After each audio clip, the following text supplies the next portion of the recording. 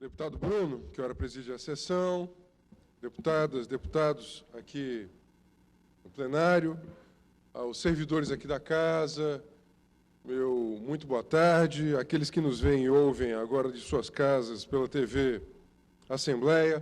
Hoje é o Dia Mundial do Meio Ambiente.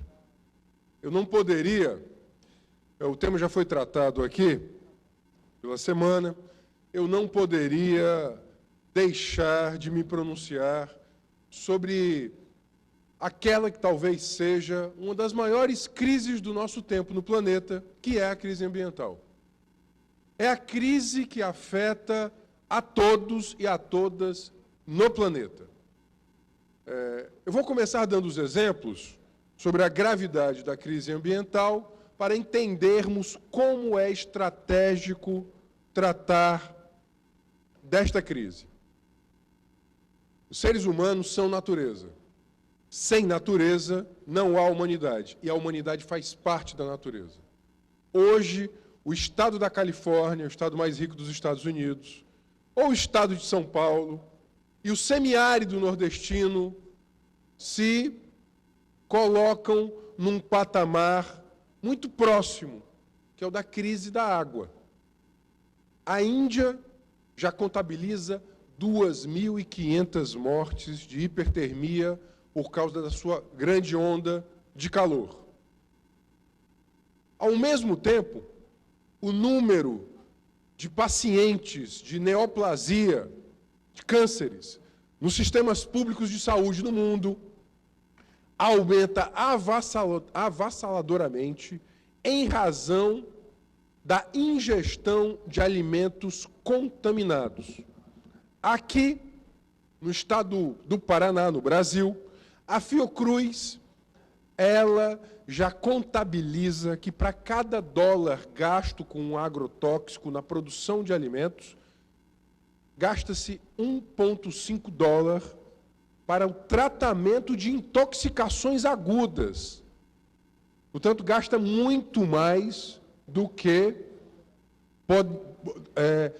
gastará muito mais ainda com o tratamento do câncer, que acomete a pessoas que ingerem estes alimentos contaminados.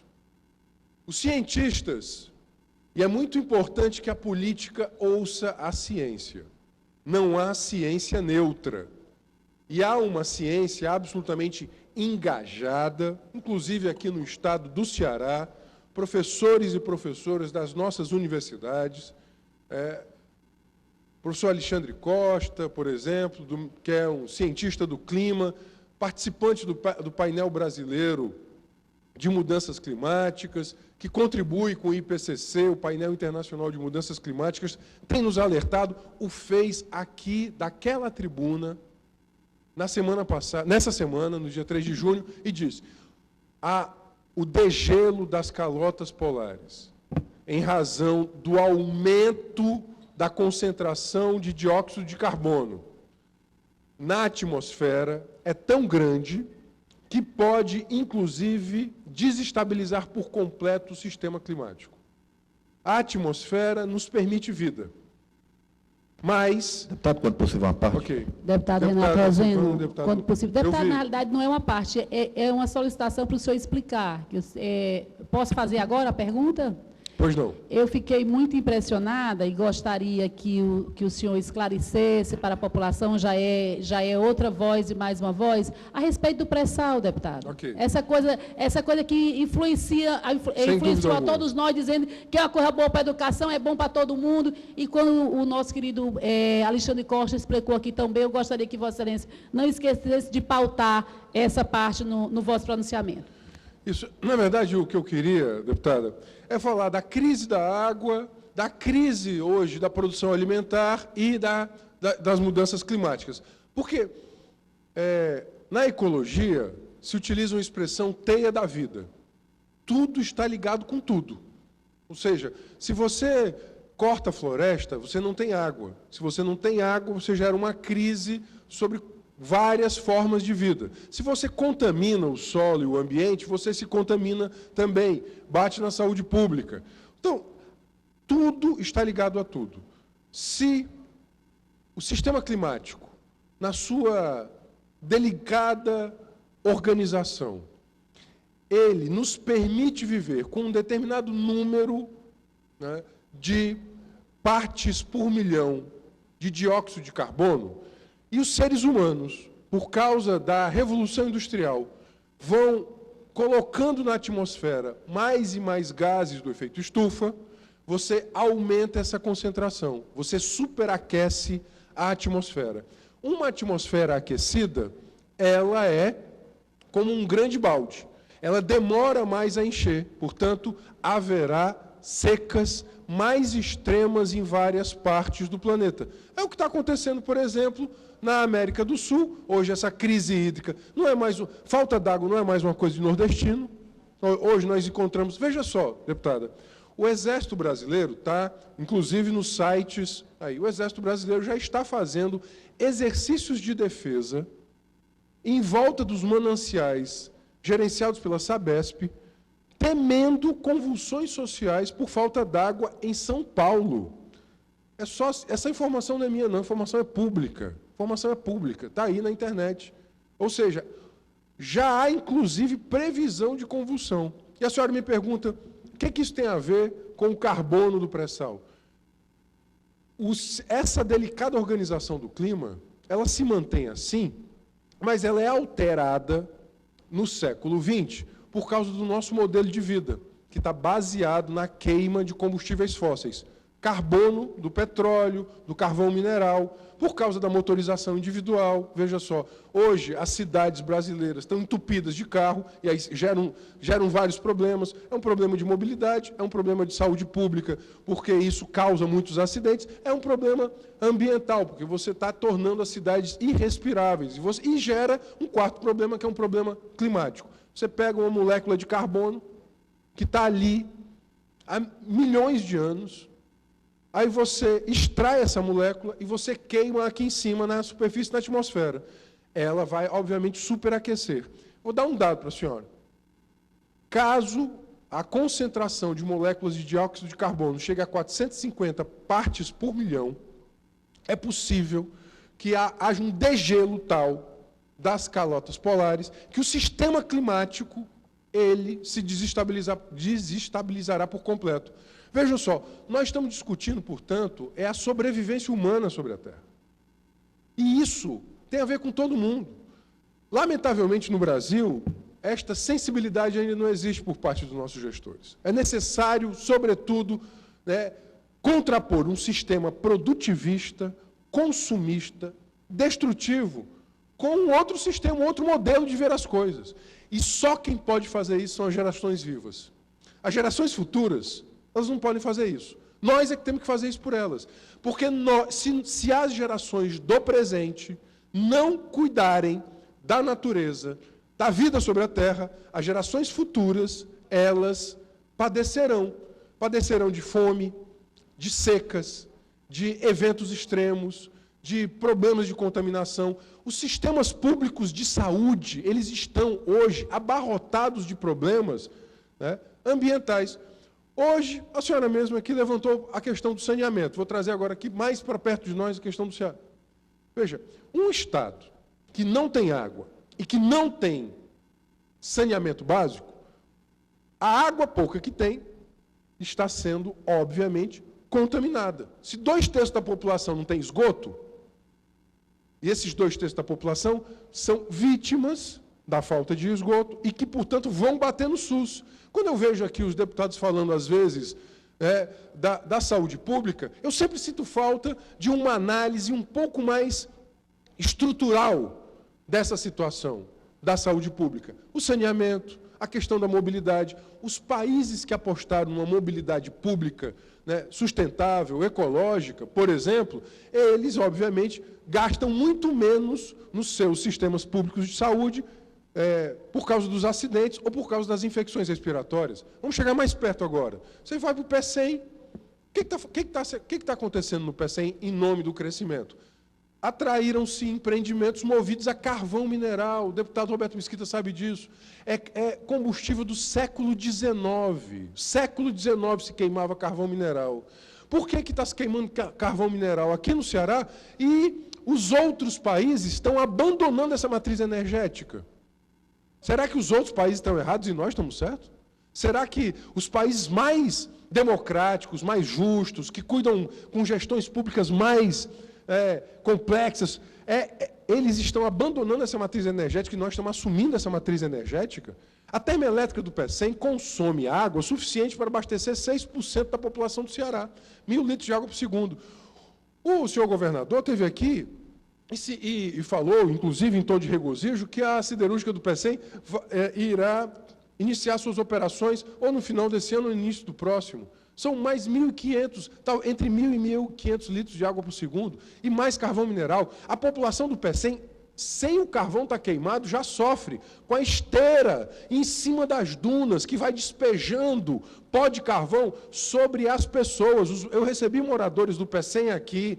O pó do carvão mineral, que sai na esteira que vai para a termoelétrica, já está contaminando. Isso é causa de infecção respiratória e problemas dermatológicos, por causa do carvão mineral, que é tóxico, pegando nas crianças. E agora está se construindo uma nova esteira para levar para a siderúrgica. Será que os seres humanos vão precisar de tragédias? Né? E a questão do pré-sal?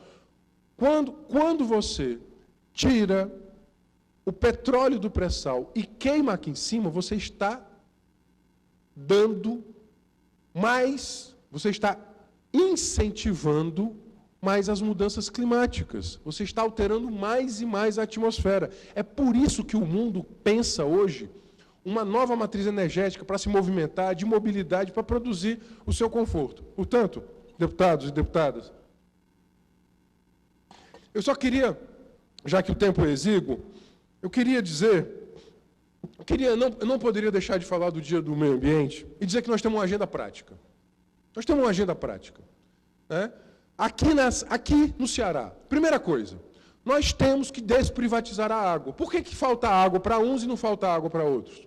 Por que alguns empreendimentos têm segurança hídrica e a agricultura familiar e camponesa não tem segurança hídrica? É porque a água está privatizada. Sobretudo, se nós pensarmos a necessidade de melhorarmos a gestão da quantidade e a gestão da qualidade desta água, o que envolve, obviamente, cuidar da mata ciliar, não permitir intoxicação de agrotóxico. No final do pronunciamento. Pode continuar, deputado.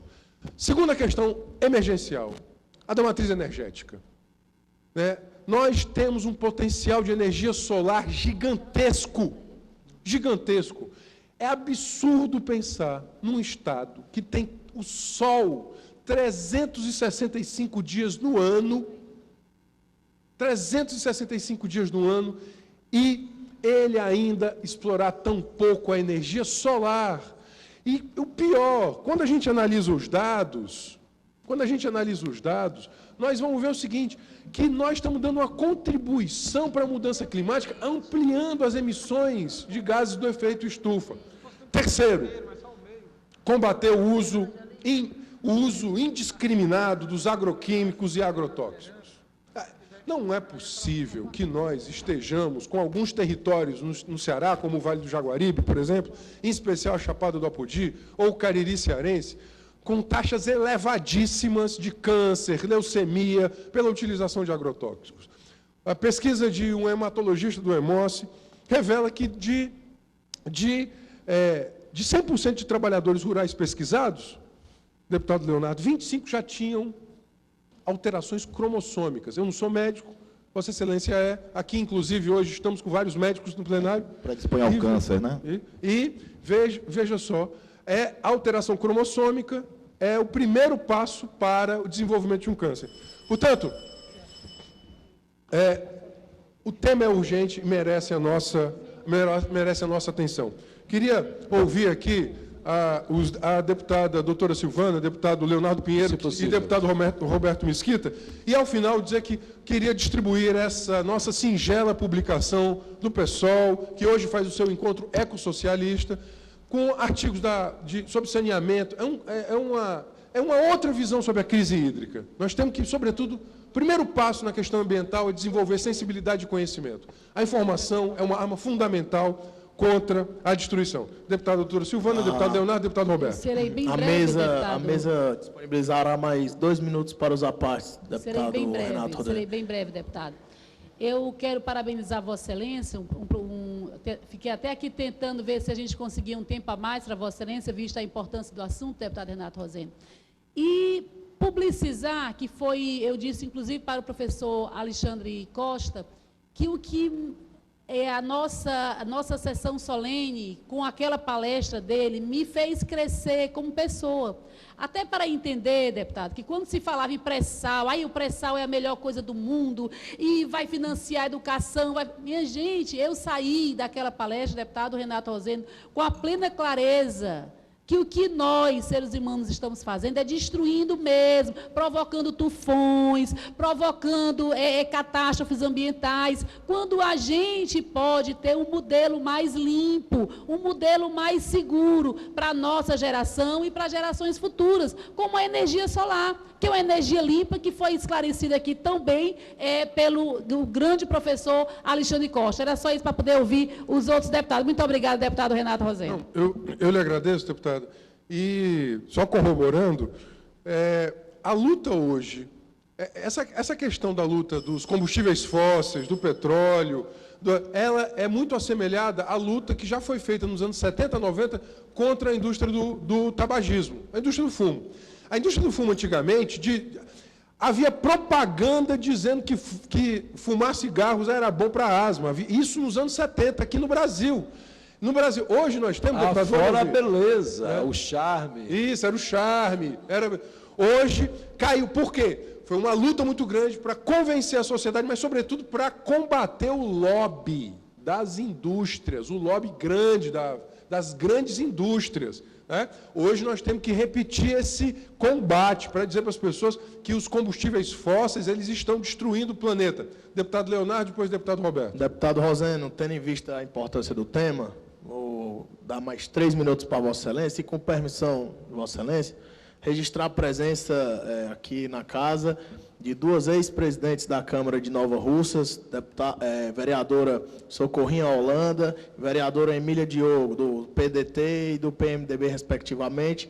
É um prazer recebê-las aqui nesta casa, é a casa do povo, a casa de vocês. Então, muito obrigado, deputado. Deputado Renato, eu agradeço também, felicito a vinda aqui das 2 vereadoras. Deputado Renato, eu estava inscrito no tempo de liderança, então, quando Vossa Excelência encerrar, que vai passar o tempo de liderança, eu farei uso da palavra e, com todo prazer, eu passarei a parte para o deputado Roberto Mesquita, para que ele possa falar com muita propriedade sobre essa questão. Deputado Roberto Mesquita. Deputado Renato Rosendo, eu queria parabenizá-lo, notadamente no Dia do Meio Ambiente, pelo tema, pelos assuntos aqui tratados, pela cartilha, água para quem precisa, direito humano e suporte à vida. É difícil, com um modelo um pouco predador que nós temos, embora, diante das circunstâncias necessárias, discutir com Vossa Excelência. É uma tarefa difícil. Os seus argumentos, não há como combater. Califórnia é o estado mais rico, da nação mais rica do mundo. O estado de São Paulo, o estado mais rico do Brasil, o semiárido nordestino mais pobre. Os 3 com o mesmo problema, dificuldade de acesso à água. Para cada R$1 gasto na produção de alimento, e a Fiocruz, instituição seríssima, já mostra que a saúde gasta 1,5 para o tratamento da infecção. O que, por si só, mesmo no modelo capitalista, já tem que se pensar qual é a vantagem que se tira disso. Não há ciência neutra, é verdade. Me lembro da discussão, deputado Renato, aqui, quando da instalação da termoelétrica. Eu só tive um mandato de deputado, quando eu cheguei já tinha aqui a discussão. O governante, então, visitou outros países e defendia ardentemente que há processos de filtragem e da poluição zero. Era difícil da gente acreditar, mas ele venceu. Falou da esteira, nós sabemos dos problemas, que ela era hermeticamente fechada, não teria fuligem e tudo. Então, quando se mostra que o nosso Estado, que está no semiárido e tem dificuldade, que tem a possibilidade de ter as matrizes energéticas solar e eólica bem privilegiadas e privilegiou, dando até certo incentivo à termoelétrica, nós não temos como fazer esse argumento olhando nos olhos de ninguém.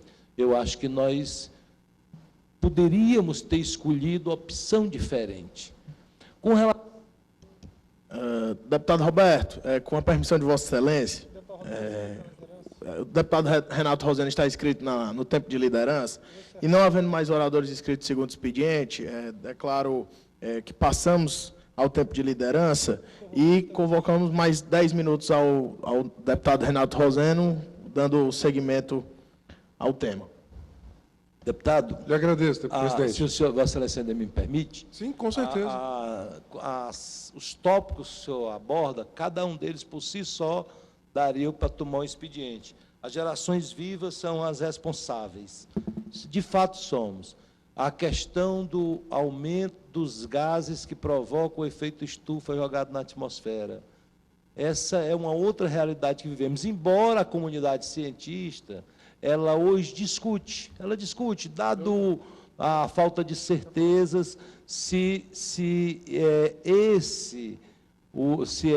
são esses gases que realmente estão aumentando a temperatura da Terra, o que tem outras ainda implicações. Nós estamos vendo o avanço do mar em muitas cidades, que tudo pelo aumento da Terra. Embora tenhamos que dizer que é por causa do efeito estufa que há vida na Terra. Isso. O problema é o excesso de efeito estufa. O que é o excesso de efeito de estufa? Ao fazer com que se abra buraco na camada de ozônio e passe os raios solares, nós temos esses raios sendo refletidos pelas calotas polares, e isso talvez provoque o aumento da temperatura. Eu queria me acostar a dizer que muito do que o senhor pensa, eu gostaria de viver, embora ache que o modelo baseado ainda da Revolução Industrial, de desenvolvimento que nós adotamos, ele frontalmente é divergente do que o senhor pensa, sem de forma nenhuma poder contestar uma vírgula do que o senhor diz. A questão da saúde pública, falamos em saúde pública, sem termos feito o dever de casa na questão do saneamento básico. Eu algumas vezes disse saneamento básico, é tema de discussão de meados do século passado. Eu acho que não poderíamos hoje, pessoas como o senhor, o governador, o deputado Leonardo e outro, deputada Silvana, falar de saneamento básico. Essa discussão ela foi da década de 50 do século passado. Isso. Século passado. Portanto, Vossa Excelência está coberto de razão e, com sua fala, homenageia o meio ambiente, que eu quero aqui, em muito dela, me associar. Embora lhe dizendo que nós precisamos adotar um modelo e dar eficiência a esse modelo. Obrigado, deputado Roberto. Deputado Leonardo. Deputado Renato Rosendo, fica até difícil acrescentar algo quando Vossa Excelência sobe à tribuna, tendo em vista o grande conhecimento de causa que tem Vossa Excelência, que fala, sem dúvida alguma, com muita propriedade, mas eu queria que, para contribuir com Vossa Excelência, deputado Renato, é um tema que eu tenho bastante interesse, procuro me aprofundar, porque eu acho de uma importância imensa. Isso aqui, sem dúvida alguma, está em jogo o futuro da humanidade, nossos filhos, dos nossos netos, não é? E queria aqui um assunto que sempre eu procuro me aprofundar um pouco, em questão das energias renováveis, não é? O Ceará tem o maior potencial solar do Brasil e um dos maiores do mundo. A energia eólica também, nosso litoral e a Serra da Ibiapaba tem um potencial imenso de energia eólica, não é? Entretanto, deputado, diferentemente do que ocorre em muitos países do mundo hoje, onde as distribuidoras compram por um preço diferenciado energia renovável e não renovável, aqui no Brasil não é assim. o que cria uma dificuldade muito grande para os projetos de energias renováveis, porque as distribuidoras, quando faz um leilão, compram, vende, quem produz tem que vender pelo mesmo preço. E a agência reguladora agora criou essa distinção, né? A partir desse ano, eu não tenho tanto, eu não nessa questão especificamente, eu não me aprofundei sobre esse assunto, mas soube que daqui para frente esses leilões levarão em consideração as energias renováveis e fontes não renováveis, como eólica e solar. Isso contribuindo para que realmente haja o desenvolvimento dessas energias, porque pelo preço de produção, elas não são competitivas no mercado ainda, infelizmente. Mas o Ceará, por exemplo, além do potencial que ela tem de energia solar, ela tem um potencial, como até o deputado Roberto Mesquita colocou aqui noutra oportunidade, que o Ceará tem as matérias-primas, o quartzo e o silício, que são usadas nas placas de energia solares. Então, o nosso estado, além do potencial solar propriamente dito, ele tem um potencial muito grande de fabricar mais barata as placas... Os painéis fotovoltaicos. Os painéis fotovoltaicos. Então, deputado, era essa a contribuição que eu queria dar para Vossa Excelência, essa questão comercial que é importante. No sistema capitalista, você não pode deixar essa questão à margem. E, para finalizar, dizer que as alterações climáticas, aqueles locais onde já chove muito, a tendência é chover mais e mais irregular. E onde chove pouco, como semiárido, a tendência é chover ainda menos. Portanto, são questões que incidem, que afetam em cheio o nosso Ceará, por se inserir, 180 municípios do nosso estado se inserem no semiárido. Portanto, deputado, nós que já vivemos à margem do clima, digamos, um clima frágil, a tendência é cada vez as chuvas ficarem mais escassas e ainda mais irregulares com essas mudanças climáticas. Portanto, daí a grande importância do tema que Vossa Excelência traz a essa tribuna. Deputado Renato, só um fato que eu me esqueci: o Papa Francisco, preocupado, deve lançar uma encíclica tratando o irmão Sol, irmão Lua, no modelo de São Francisco. Uma encíclica ecológica, dando enfoque à preservação do meio ambiente. Deputados, muito obrigado. Eu passo agora para o momento final, para alertar que o que está havendo, de fato, é o esgotamento de um modelo baseado na queima de combustíveis fósseis, um modelo baseado no crescimento infinito do lucro, da produção. Este modelo, ele nos levou a uma encruzilhada. Desigualdade, fome, secas, em várias partes do mundo, gastos excessivos com a saúde pública. Ou nós alteramos este modelo, portanto, há um esgotamento do modelo capitalista, por isso que nós reivindicamos o paradigma do ecossocialismo, exatamente por isso reivindicamos um outro jeito de fazer a produção dos alimentos, das coisas, da circulação das pessoas. Nós reivindicamos esta alteração, e essa alteração ela tem que ser para agora. As futuras gerações podem nos cobrar, porque elas padecerão de problemas muito sérios. Eu não quero ser aqui, longe de mim, ser catastrofista. Ao contrário, eu quero ocupar esta tribuna da Assembleia para dizer que ninguém pode falar de gestão pública hoje, no mundo, se não falar das questões de água, energia, mobilidade, sistemas produtivos. É impossível. O problema é que o nosso olhar é um olhar de curtíssimo prazo. O cidadão se elege governador, presidente, prefeito, e sem falar uma palavra sobre qual é a opinião dele sobre essas questões. Se celebra aqui no Brasil queima de carvão mineral e aumento da queima de petróleo. Isso é buscar o atraso. Um grande historiador brasileiro disse há um século atrás que o Brasil, lamentavelmente, fazia a junção do pior do arcaico com o pior do moderno. Nós estamos fazendo hoje, 100 anos depois que ele disse essa frase, a junção, no caso da matriz energética, do pior do arcaico com o pior do moderno. O professor Alexandre, que muito nos inspira, cientista do clima, ele diz, olha, do mesmo jeito que cada carteira de cigarro hoje tem um alerta sobre o que o cigarro pode causar, a bomba de gasolina tinha que ter um alerta de que a gasolina causa seca. O petróleo causa tufão, causa mudança climática. E nós não estamos em alerta para isso. Nesta semana, alguns países, claro, do norte da Europa, com um padrão de desenvolvimento, né, muito diferenciado do nosso, passaram a utilizar, por transporte coletivo, energia, ônibus com híbridos, movidos à eletricidade conquistada a energia eólica, produzida por energia eólica. Portanto, uma cadeia de energia que movimenta as pessoas com uma energia limpa.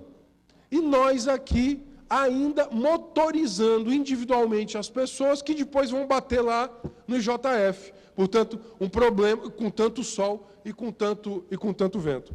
Portanto, sabe qual era o debate que a gente tinha que fazer hoje? Era o debate da transição energética para as próximas gerações, o debate da transição do modelo de agricultura baseada no uso intensivo de agrotóxicos para as próximas gerações, mas a gente está sempre debatendo a emergência ou, no máximo, os próximos 4 anos. Essa agenda está errada.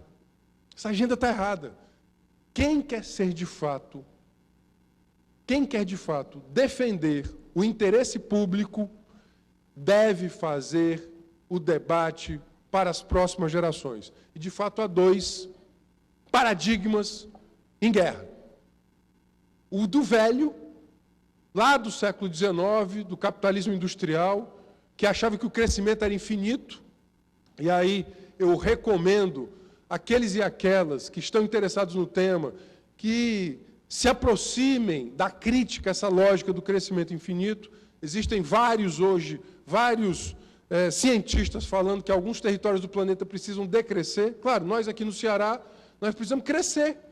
Nós precisamos crescer o quê? O saneamento básico, o transporte público de qualidade, precisamos crescer desse ponto de vista. E este modelo contra um outro modelo, que ele gere igualdade, justiça, respeito às pessoas e ao ambiente. Uma questão fundamental que os indígenas da América Latina trouxeram para o século XXI foi a ideia do bem viver, que nós temos que buscar o bem viver entre nós e com a natureza. Não é o passado, não é uma utopia regressiva, não é voltar ao passado, não é abandonar a tecnologia. Eu próprio reputo na ciência e na tecnologia possibilidades imensas de superação de vários problemas energéticos e alimentares e hídricos que nós temos. Mas é pensar que estes povos, que não tinham o lucro como o estruturante da sua economia, eles também podem nos ensinar muita coisa.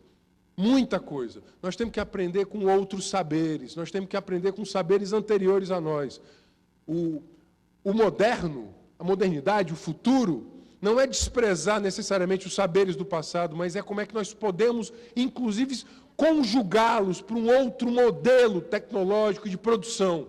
Portanto, eu estou falando aqui da alteração de um modelo de civilização. Ou nós fazemos isso, ou nós padeceremos. A crise ambiental é, sem dúvida alguma, pauta hoje das agendas políticas mais importantes no mundo. Agora, no próximo semestre, acontecerá mais uma COP21, que monitora a Conferência do Clima. Os países industrializados, eles não querem assumir uma agenda mais vigorosa, mais rigorosa de combate às suas emissões. É necessário que os povos que estão padecendo, os povos na Índia, no Sudeste Asiático, no Pacífico Sul, no semiárido nordestino brasileiro, eles se juntem para dizer que eles não vão morrer em silêncio. Eu ouvi isso, deputado Roberto Mesquita, de uma liderança indígena, nunca me esqueci. Eu vou citar 2 questões aqui. Uma liderança indígena dizia com muita propriedade: nós não vamos morrer calados. Nós não vamos morrer em silêncio. O que esses povos estão dizendo para nós hoje é um exemplo de dignidade. É o que o semiárido no Nordeste tem que fazer. É dizer que nós não vamos morrer em silêncio, tendo em vista um modelo que está nos levando a essa tragédia. E a segunda coisa que eu aprendi com um grande marxista alemão, Ernest Bloch, um filósofo que via o futuro, ele dizia, não há essência humana, há existência. Mas se há algo que nos caracteriza como humanos, é a capacidade de reescrever o futuro. O futuro está escrito pelo sistema. É esse. A deputada Silvana falou do pré-sal, da indústria do petróleo, do carvão mineral, né, do uso intensivo de agroquímicos, da poluição da água e do solo, e deixar para os nossos netos um mundo feio, cinza, poluído. A tarefa dos ecossocialistas, dos ecologistas, dos socioambientalistas, aqueles que entendem que não há sociedade sem ambiente, não há ambiente sem sociedade, é reescrever o futuro. Portanto, nesse Dia Mundial do Meio Ambiente, eu queria conclamar a todos para que nós nos irmanássemos dessa luta. Fico muito incomodado quando eu vejo aqui, às vezes, o próprio governador dizer, eu vou fazer uma campanha para a diminuição do gasto de água, como se o problema da crise hídrica fosse a água do indivíduo, do banho dele. Quando a gente sabe que 66% da água do Ceará está sendo gasta pela agricultura irrigada. Aí você bota a culpa no indivíduo, você bota a culpa no mais pobre. Me incomoda muito isso. Claro que todos nós temos que ter muito cuidado com a nossa água. Mas nós não podemos colocar a culpa exatamente em quem mais sofre. Portanto, eu queria fazer esse apelo. Não é catastrofismo, é um apelo para que nós lutemos pela alteração profunda do modo de vida, de produção das coisas, da mobilidade, na produção de alimento, e na matriz energética. Ou nós fazemos isso, ou nós padeceremos com uma humanidade muito mais poluída, acinzentada. E nós não podemos carregar a pecha de que fomos, nesta geração, uma geração covarde e irresponsável, que ela se acovardou e não foi responsável com o equilíbrio da natureza, do clima e que nos permite a vida sobre a Terra. Portanto, eu queria finalizar nesse Dia Mundial do Meio Ambiente com este apelo, que é um apelo, sobretudo, de convocação à responsabilidade com as gerações presentes, das gerações presentes com as gerações futuras. Muito obrigado.